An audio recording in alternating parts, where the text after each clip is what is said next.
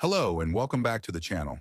As always, before we get into today's content, I will ask you to subscribe to the channel for support and to help me reach my goal of 1K subscribers. Thanks in advance to all my subscribers in helping this channel grow. Now moving on with today's content, I found another update online from the Inquirer net on the case of abducted American vlogger Elliot Eastman, which was published August 30th, 24. Apparently, since my last video, there was a reward of 150,000 pesos for any information leading to the finding of Elliot Eastman, and has since increased to 500,000 pesos. Well, since then, apparently there have been about 3 suspects detained by the PNP, so I will show and read off the news article mentioning this update. PNP files criminal raps versus 6 suspects in abducted American case. By Faith Argosino, reporter at Fargosino ANQ, Inquirer.net 1:43 p.m. October 30th, 2024. Manila, Philippines. The Philippine National Police, PNP, has filed criminal complaints against the 6 suspects in the abduction of American citizen Elliot O'Neill Eastman in Zamboanga del Norte province last October 17th. PNP spokesperson Brig General Jane Fajardo said the Zamboanga Peninsula Police lodged kidnapping and serious illegal detention complaints against the suspects before the provincial prosecutor's office in Sindangan, Zamboanga del Norte, on Tuesday. They also underwent inquest proceedings. 3 of the 6 suspects are already under police custody in relation to the kidnapping of an American national, Fajardo said in a press briefing on Wednesday. She explained that the 3 suspects under police custody revealed the identities of 3 others who remain at large. However, Fajardo opted not to disclose the identities of the suspects so as not to compromise efforts to capture the 3 others. We are still looking for John Does, who can be a possible accessory to the crime, she added. Fajardo said the initial motive seemed to be kidnapped for ransom, but the police are still investigating if there are other motives. Last Monday, Fajardo said the police were conducting lookout operations to locate Eastman, and they have yet to find a proof of life. According to reports, 4 armed men who posed as police officers reportedly abducted Eastman from his home and shot him in the leg when he tried to resist. He was taken into a getaway boat that headed out to sea. Fajardo said the PNP has reasonable grounds to believe that Eastman is just near the area since the motorized boat used to take him is not intended for long-distance travel. At this point, in my opinion, this sounds bad. All one can hope for is that he is still alive and has had some kind of medical attention due to being shot in the leg. If not, he could pass away from infection alone. So far, the investigation continues and names have not been provided for obvious reasons, as stated in the report. I was interested to find out people's reactions and thoughts to this news since the incident took place. So I found a few reactions online. The following comes from Reddit. The Elliot Eastman kidnapping was a message. I've been in the Philippines for a long time.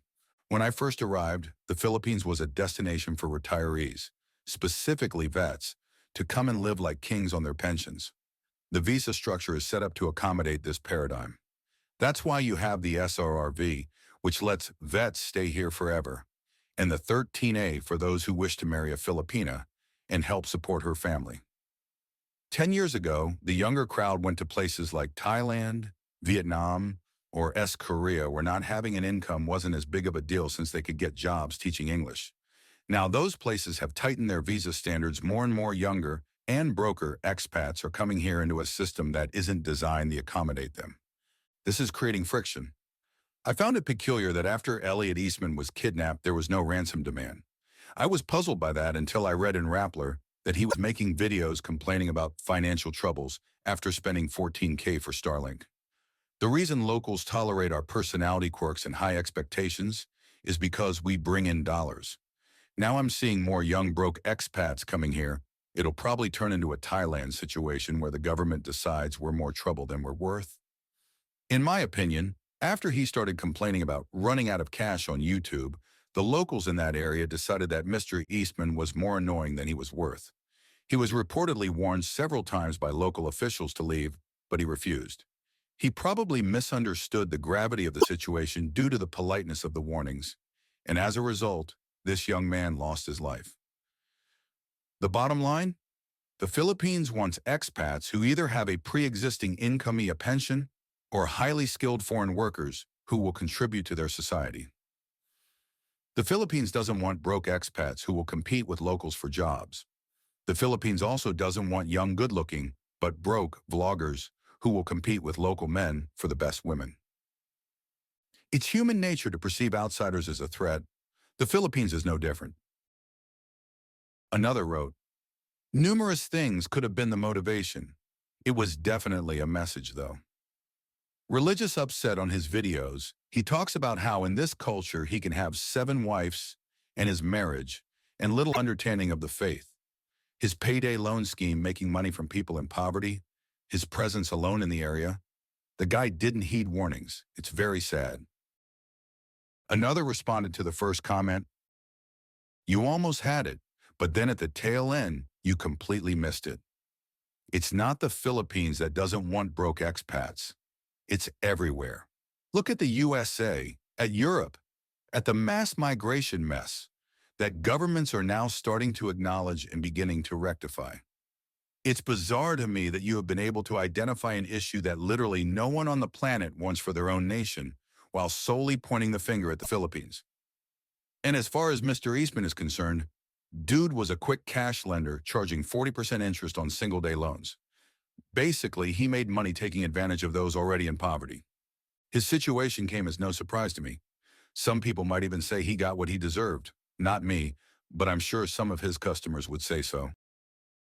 Well, now that you have heard the thoughts and opinions on this, what are your thoughts on this situation? Please let me know and share in the comments section. Also, if there was anything else on this update I may have missed, please share that as well. With that said, that's all I have for today's update. Thanks for watching, and don't forget to subscribe, like, and share. This is Passport Nomad signing out.